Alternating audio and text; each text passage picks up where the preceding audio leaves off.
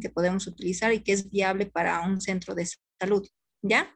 Entonces ahí tenemos concentración 1 por volumen 1 igual a concentración 2 por volumen 2. Entonces, tomando en cuenta esta fórmula, en el ejemplo tenemos, por ejemplo, preparar una solución de hipoclorito de sodio de 800 ml, o sea, menos de 1 litro, ¿no?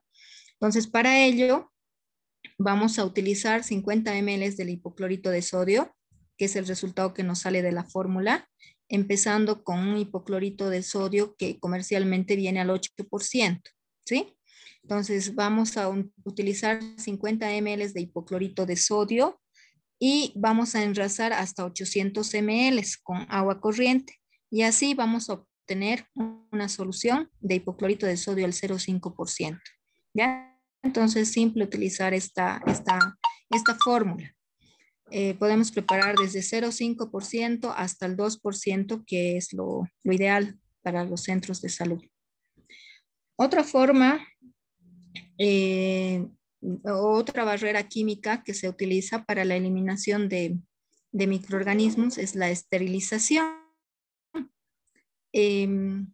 Estos pueden ser procedimientos físicos o químicos mediante el cual vamos a eliminar totalmente a los microorganismos, ¿no? Esto no está limitado solamente a bacterias o virus u hongos, sino que también va a lograr eliminar a las esporas, ¿no? Entonces es un método para eliminar a toda forma de vida de algún objeto o en un ambiente, por ejemplo, en quirófano, ¿no? Se debe esterilizar. Para esto se puede utilizar como métodos físicos radiaciones UV, que también en algún momento se había solicitado para quirófano, que hayan las lámparas de luz ultravioleta para garantizar la esterilización de ese ambiente. Se puede utilizar también calor húmedo. En el caso del laboratorio utilizamos mucho el autoclave, también en quirófano para la esterilización del material quirúrgico, ¿verdad? Entonces es un buen método de esterilización. Calor seco, como los hornos Pasteur. Y también podemos utilizar la esterilización química, ¿no? Aunque esto es mucho más costoso, ¿no? Es mucho más costoso que utilizar los métodos físicos. Sin embargo, existen sustancias químicas que actúan como para esterilizar también material quirúrgico en otras áreas. El ácido de etileno, el ácido paracético, glutaraldehído líquido, peróxido de hidrógeno plasma, ¿no? Que es otro estado de la materia, se utiliza el peróxido de hidrógeno que nos garantiza la esterilización. Ahí tenemos un autoclave que se utiliza mucho en quirófano. Y dentro de las barreras biológicas está dentro de estas 2 vacunas que todo personal de salud debe tener. Todas las dosis completas en el caso de tétanos, que lastimosamente muchos no hemos cumplido o no contamos con todas las dosis para garantizar una total inmunización frente a este tipo de patógeno, ¿no? Entonces, por dosis que se deberían cumplir es que muchos no hemos logrado de repente adquirir las 5 dosis, ¿no? Pero es un requisito en personal de salud tener estas dosis. Uno de los objetivos va a ser poder inmunizar a todo el personal de la clínica, por ejemplo, con estas dosis de tétanos, ¿no? Y hacer el seguimiento para el buen cumplimiento de estas. Otra es la hepatitis B, que son 3 dosis y más bien que esta sí se ha logrado cumplir en gestiones anteriores, juntamente con la licenciada Leaño, se ha logrado adquirir estas vacunas e inmunizar a todo el personal. De repente el personal nuevo es el que no tiene las 3 dosis o directamente ninguna, que no se ha inmunizado. Sin embargo, ese va a ser otro objetivo, hacer una nueva inmunización de los que faltaran a vacunar esta de la hepatitis. La evaluación de riesgo. Dentro de un centro de salud siempre va a haber riesgos, ¿no? Por el mismo trabajo que realizamos, por estar en contacto con material biológico o cualquier otra entidad física o química que nos puedan hacer daño, ¿verdad? Entonces, de acuerdo a la naturaleza o la fuente que produce los riesgos, primero lo que debemos hacer es clasificar. Si es un riesgo físico, como por ejemplo puede ser gases, pueden ser la electricidad, pueden ser las radiaciones, en el caso de radiología, en el caso de un riesgo químico, en laboratorio, los reactivos que utilizamos, ¿verdad? Riesgos biológicos con las secreciones biológicas de los pacientes que se atienden en el hospital. O sea, tenemos los tres tipos de riesgo: físico, químico y biológico. Y hay que evitar. Lo primero que debemos hacer es clasificar cuál es el riesgo que se produce.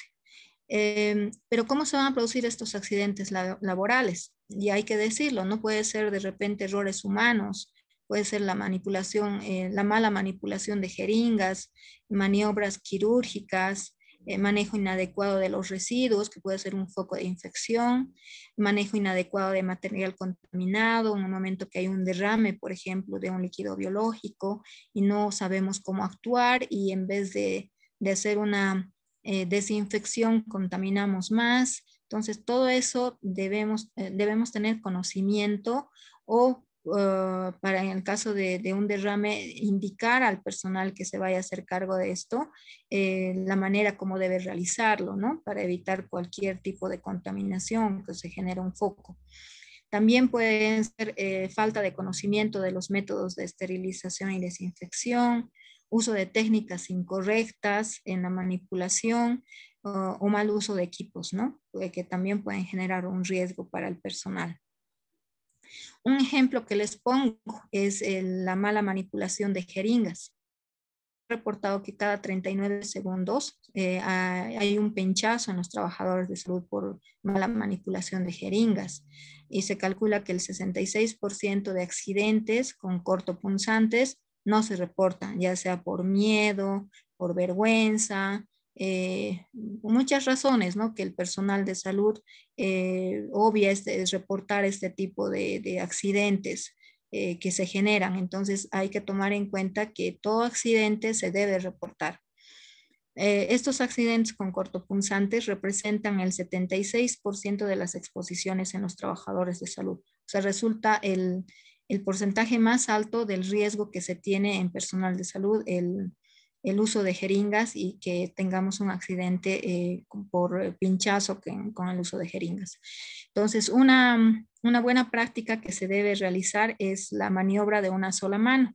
Entonces, para reencapuchar, por ejemplo, las jeringas que se utilizan, ya sea al sacar sangre de los pacientes o al colocar inyección a los pacientes, se debe reencapuchar las jeringas con una sola mano y no levantar la jeringa y tratar de reencapuchar con la otra mano la jeringa. Ahí es donde ocurren los accidentes. Entonces, con una sola mano reencapuchar la jeringa para evitar los pinchazos. Es una práctica fácil que podemos cumplir todos, ¿verdad? ¿Cómo evitar estos riesgos? Volvemos al principio, cumpliendo las prácticas operacionales estándar. Para eso tenemos un manual, para saber qué hacer para evitar estos riesgos. Cumpliendo las precauciones universales, las barreras de las que ya hemos hablado, ¿verdad? Las barreras y cómo manejar los residuos contaminantes, ¿no? Entonces, cumpliendo. Y finalmente, cumpliendo los principios de bioseguridad. Entonces, diríamos, relativamente fácil evitar todos estos riesgos de salud, siempre y cuando estemos al tanto de todas las normas de bioseguridad, cumplamos al pie de la letra todos los protocolos en cuanto al manejo, a las precauciones que tengamos para evitar estos riesgos. Y todo esto está dentro del manual de bioseguridad que se ha elaborado. ¿Ya? Entonces hay que hacer lectura de todo este manual para saber en el momento en que se presente un riesgo de qué manera actuar. Aquí les muestro un flujograma de notificación de accidentes ocupacionales que se generan en un centro de salud, cómo se debe reportar, primero al jefe del servicio donde se ha generado el accidente laboral, Este informará al Comité de Bioseguridad y de acuerdo a eso se hará una evaluación de qué pasos seguir, hacer un seguimiento del paciente, si ha habido un corte, si ha habido un pinchazo, si ha habido alguna quemadura. Entonces se tiene que evaluar tanto por el jefe de servicio del área donde se ha realizado la notificación y el Comité de Bioseguridad conjuntamente. Ambos se va a hacer un seguimiento del personal de salud para evitar que éste pueda adquirir algún proceso infeccioso o tenga alguna repercusión el accidente que ha tenido, ¿no? Entonces siempre se debe notificar, no se deben quedar callados ni por miedo, ni por vergüenza, ni nada. Todos podemos cometer errores, todos podemos cometer querer, se nos puede salir de las manos algo y podemos tener algún accidente. Entonces siempre se debe reportar. Aquí tenemos el registro de accidente por servicio, donde se van a anotar todos los datos, hacer un seguimiento, ya sea con laboratorio, tomarle muestras para saber el estado del paciente. Entonces, son los dos registros que vamos a seguir como Comité de Bioseguridad en caso de accidente. Ahora, las normas de bioseguridad, colegas, ya no vamos a mencionarlas en esta presentación, pero en el manual están inscritas todas las normas que se deben cumplir por área.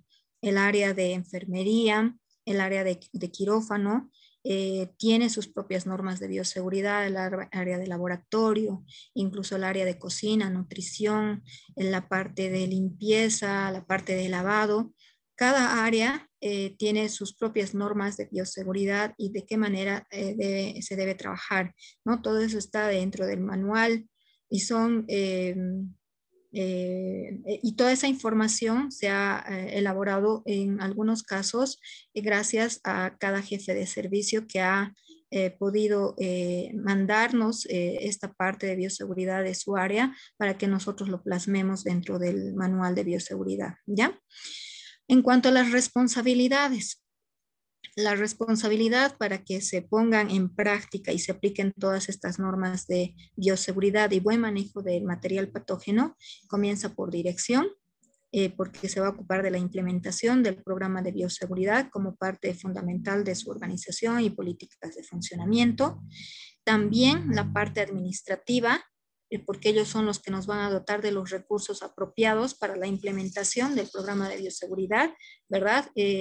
Señalética, contenedores para patógenos, para comunes, las bolsas, desinfectantes, antisépticos, etcétera, todo lo que se requiere para cumplir y aplicar las normas de bioseguridad, ¿verdad? Entonces, la administración también es responsable.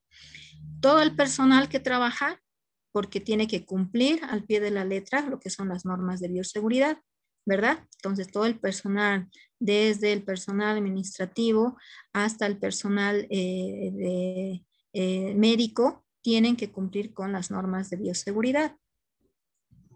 ¿Sí? Entonces, todo el personal, y ahí he puesto la foto del personal de salud, incluyendo el personal administrativo, tenemos que estar a cargo de cumplir las normas de bioseguridad, no solamente para nuestro cuidado, les vuelvo a repetir, sino también para el cuidado de nuestro prójimo, del que trabaja a nuestro lado, ¿verdad? Porque si nosotros no cumplimos y esperamos solamente que el de al lado cumpla, estamos en las mismas, igual nos vamos a contaminar, igual vamos a poder adquirir una infección. Entonces todos tenemos que tener conocimiento y debemos cumplir las normas de bioseguridad. Cuidemos nuestra vida y la vida de los demás compañeros, colegas de trabajo, ¿ya? Entonces con eso concluyo mi presentación y estoy amplia a las preguntas que ustedes puedan realizar. No sé, el doctor coordinador, si serían las preguntas ahora o de repente al finalizar la presentación de la licenciada Leaños. Muchas gracias.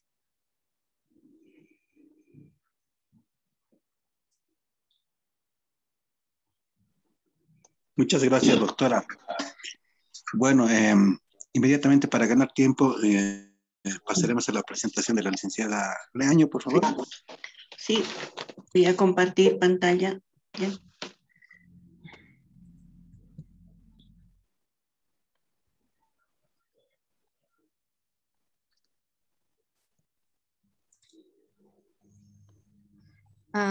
¿Tengo que dejar de compartir yo o tengo que hacer algo, doctor? No, No. doctora, ya lo he colocado como Ah, anfitrión a ya. la...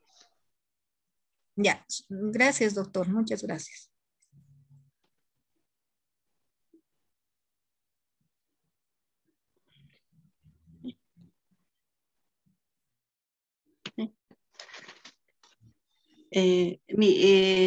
Por favor, con disculpas necesarias, voy a apagar mi cámara porque está baja la señal, por favor. Ya, entonces, bueno, bienvenidas a la exposición, ¿no? De los residuos sólidos hospitalarios, a todas mis compañeras y compañeros de trabajo, ¿no? Porque esto es solo un recordatorio, ¿no? Que nosotros manejamos como personal de salud desde que nos hemos formado. Entonces manejamos esto y solo vamos a hacer un recordatorio, ¿ya? Los residuos, de los residuos sólidos hospitalarios, ¿ya? Aquí tenemos el respaldo legal para el manejo de residuos sólidos hospitalarios, de acuerdo a la resolución ministerial número 0131 del 14 de marzo del 2002, que está incluido en residuos generados en establecimientos de salud, ¿no? Con la garantía de IGNORCA, con su norma 69001-69007. Y el Código de Salud número 1562629, ¿no? Y también dentro del respaldo legal está el Reglamento de Residuos Sólidos, título 6, capítulo y artículo 9. Definición de residuos sólidos hospitalarios. Nosotros que los residuos son aquellos que generamos durante las diferentes etapas de atención al paciente, ¿no? Sabemos que los residuos sólidos hospitalarios son riesgos potenciales para el ser vivo y medio ambiente. ¿Por qué? Porque la mayoría de estos son tóxicos, corrosivos, patógenos, inflamables y radioactivos. Por eso es que estos son causantes de enfermedades, lesiones reversibles e irreversibles, ¿no es cierto? Por lo que nosotros requerimos un manejo adecuado para evitar este tipo de riesgos. Nosotros, como actividad diaria, ¿no? Como actividad diaria, manejamos, ¿no? Esto de los residuos sólidos hospitalarios desde que generamos hasta su depósito final, ¿no? Para luego Ciremu venga a recoger, ¿no? Y Ciremu lleve a las celdas de tratamiento que son por ahora en Alpacom, ¿ya? Entonces, los residuos sólidos hospitalarios también se clasifican de la siguiente manera, ¿no? Aquí tenemos la clase A en infecciosos, ¿no? Sabemos que los residuos sólidos infecciosos están, ¿no es cierto?, contaminados con microorganismos, ¿ya?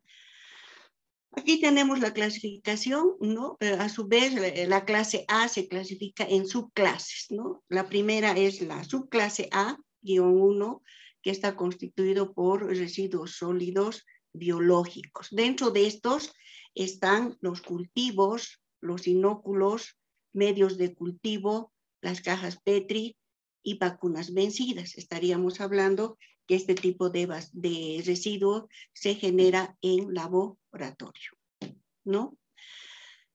A continuación, estamos hablando de la subclase A-2, que estamos hablando de sangre, hemoderivados y fluidos corporales, entendiendo que los fluidos corporales son pus, orina, heces, etcétera, ¿no?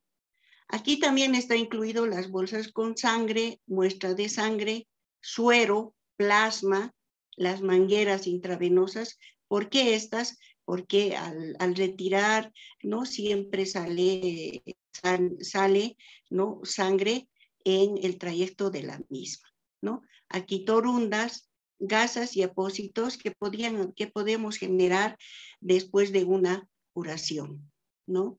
Aquí tenemos la subclase A-3, que estamos hablando de los quirúrgicos anatomopatológicos, que estos se generan normalmente en quirófano, en el área quirúrgica, ¿no? Aquí hablamos de los residuos patológicos humanos, ¿no? Los fetos, placentas, fluidos resultantes de cirugía, biopsias y necropsias, ¿no?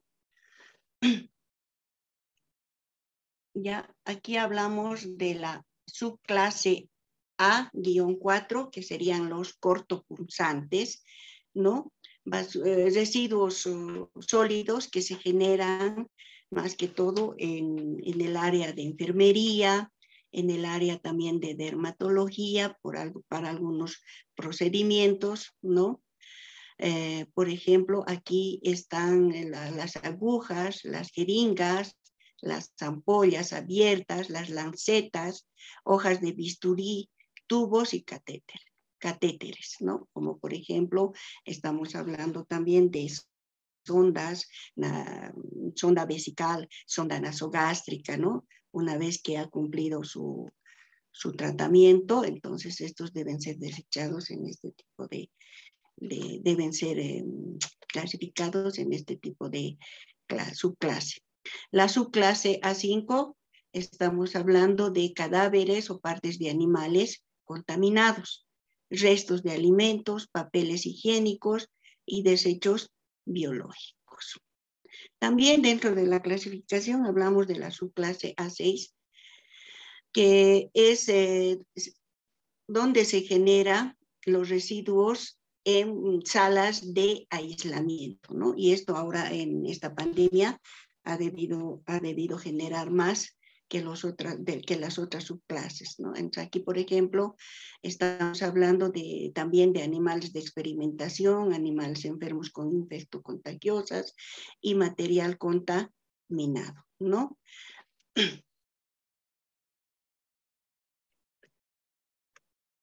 Ya, también los residuos sólidos hospitalarios se clasifican en residuos peligrosos o especiales, ¿no?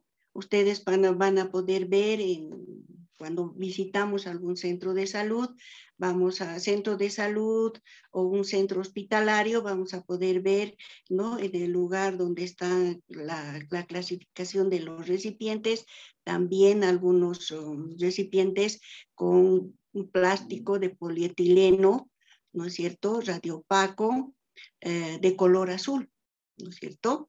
Ya. Aquí esto también se clasifica en subclases, ¿ya? Por ejemplo, los residuos radioactivos, ¿ya?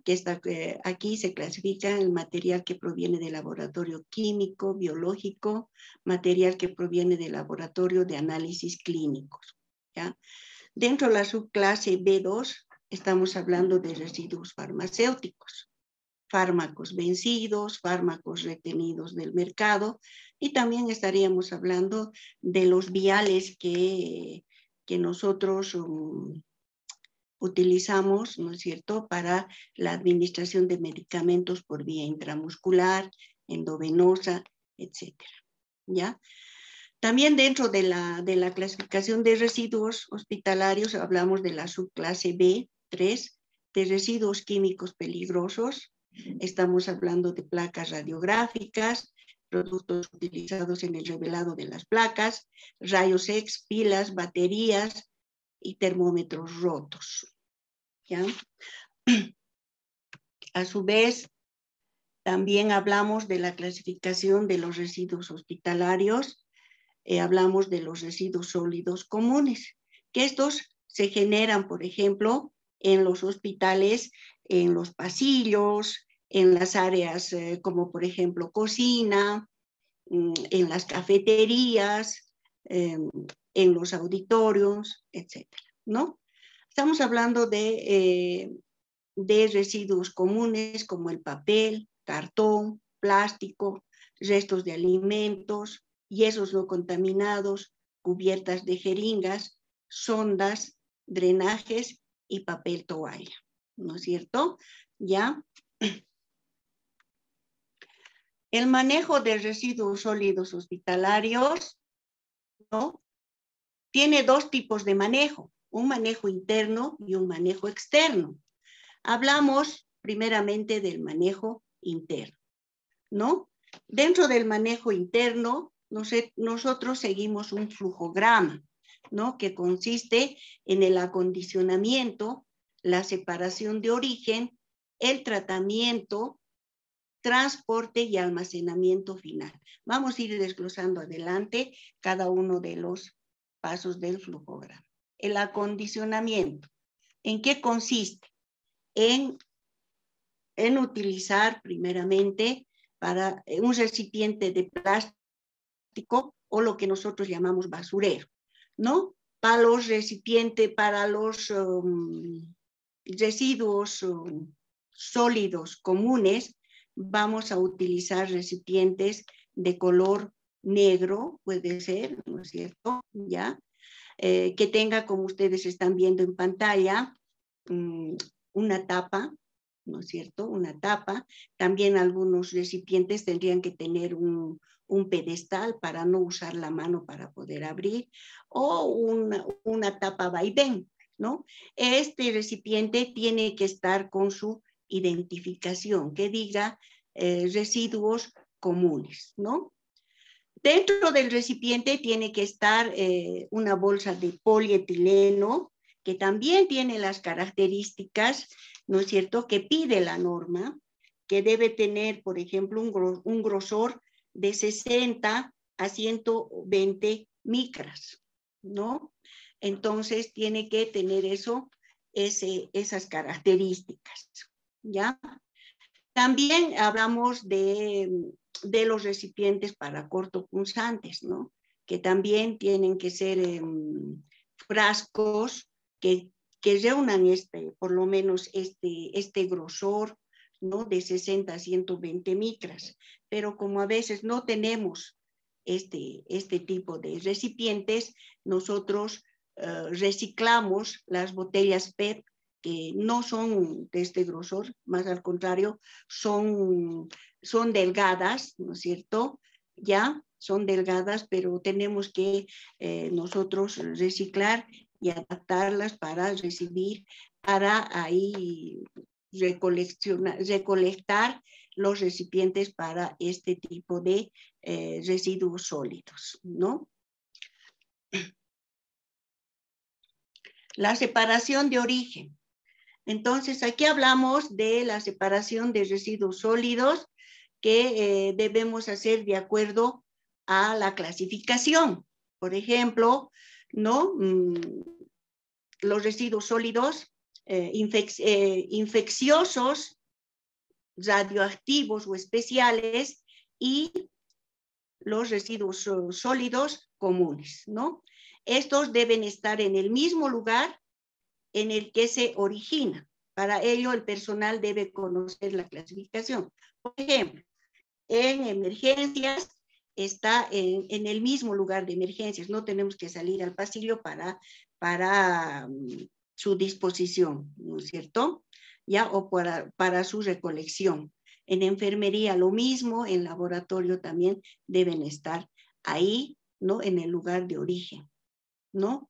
¿Ya? Y para esto inclusive es necesario, ¿no? Conocer, ¿no es cierto?, la clasificación. ¿Por qué? Porque sabemos que en un recipiente con bolsa roja debe ir los residuos sólidos infecciosos, ¿no? En un recipiente con bolsa negra deben ir los residuos sólidos comunes. Y en un recipiente con bolsa azul deben ir los recipientes, los residuos sólidos especiales o radioactivos. Otro paso que debemos seguir es el tratamiento, ¿no? Aquí, si ustedes ven en pantalla, el tratamiento, ¿ya?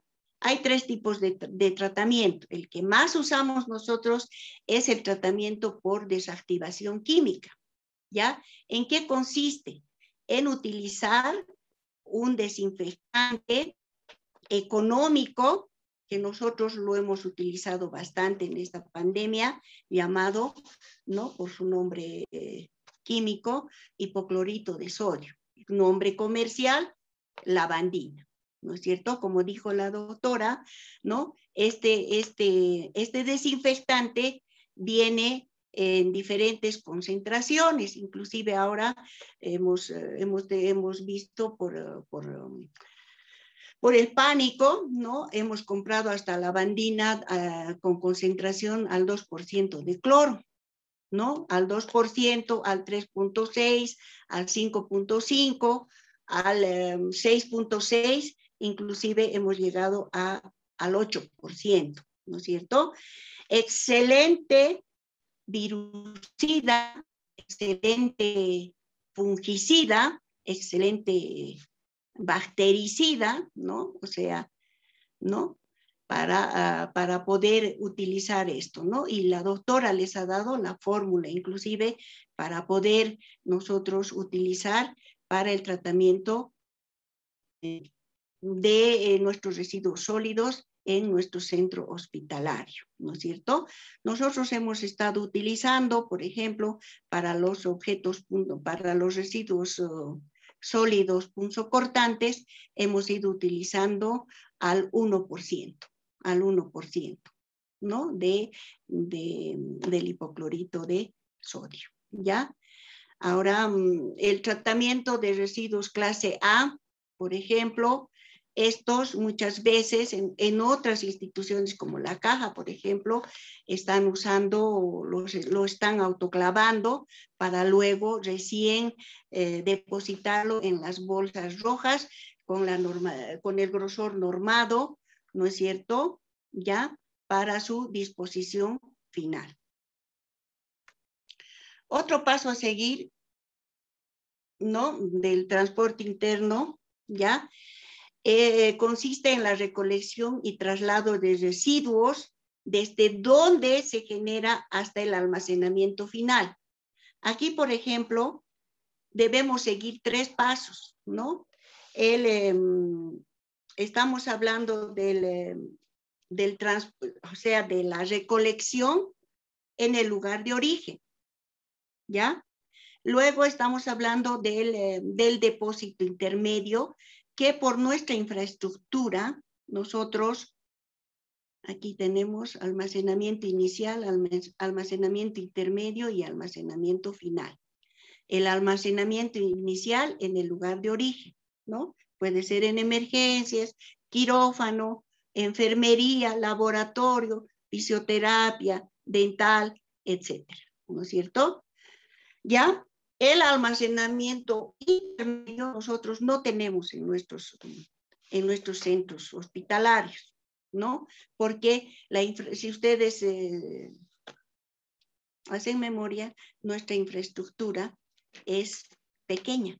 Entonces, estos deberían de estar en cada piso en un lugar aislado, pero por la falta de espacio, no tenemos. Entonces, vamos directamente del almacenamiento inicial al almacenamiento final. Lógicamente, transportando por las gradas, ¿no es cierto?, hasta nuestro almacenamiento final que tenemos ya con las normas requeridas que ha exigido que exige, ¿no?, la norma de disposición final de residuos sólidos.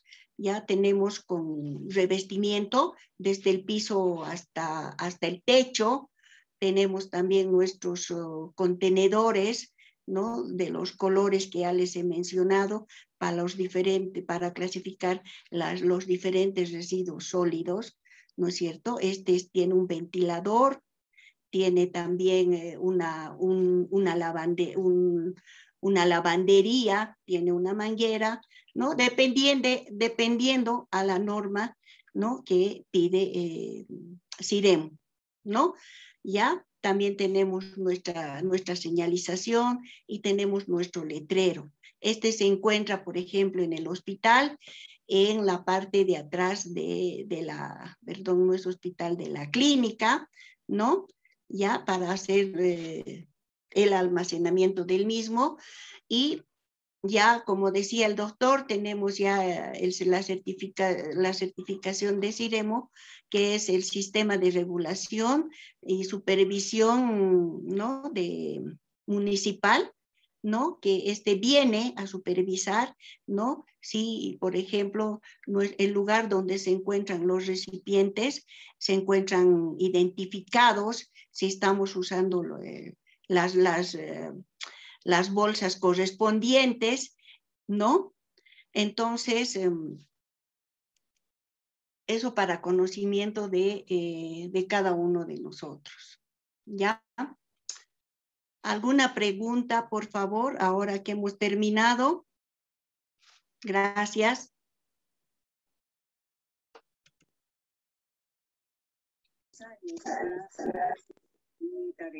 Muchísimas gracias, licenciada Leaño, por la presentación. Muchísimas gracias, doctora Noemí. Esta es la presentación del Comité de Bioseguridad, un aporte a la clínica, insisto. Bueno, les agradezco a ambas por prestar su colaboración académica en beneficio de la clínica. No sé si hay alguna pregunta, de lo contrario, cerraríamos esta actividad. Muchísimas gracias.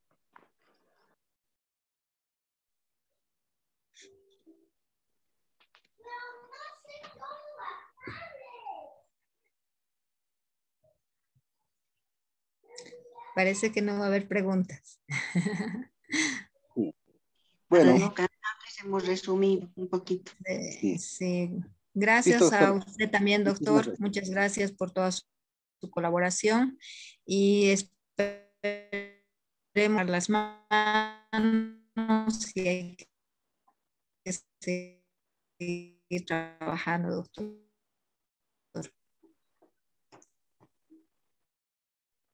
Gracias, doctora. Igualmente a todos ustedes que tengan, bueno, que vengan días mejores en beneficio de la clínica y bueno, a seguir adelante. Muchísimas gracias a